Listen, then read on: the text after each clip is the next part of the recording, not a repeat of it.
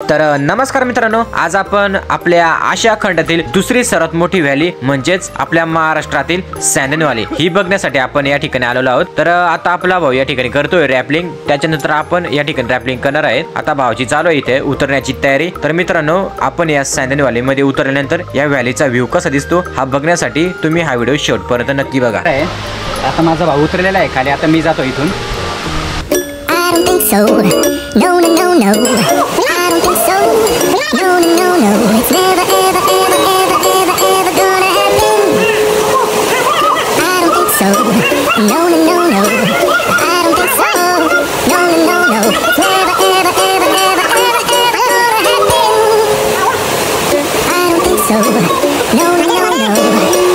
Maybe someday you'll have it your way. तर मित्रांनो, finally आपण हेलपाट्या खात रॅपलिंग करत आपण या व्हॅलीमध्ये खाली पोहोचलेलो आहोत। तर मित्रांनो, ही व्हॅली अंतर्गत हालचालींमुळे भूभागाला पडलेली एक मोठी भेग आहे। यालाच आपण दरी किंवा व्हॅली म्हणतो। ही दरी जवळजवळ 4 किलोमीटर लांब आहे आणि याची खोली 200 ते 400 फूट खोल आहे। तर मित्रांनो, तुम्ही सुद्धा या व्हॅलीमध्ये या आणि या व्हॅलीचा अनुभव घ्या।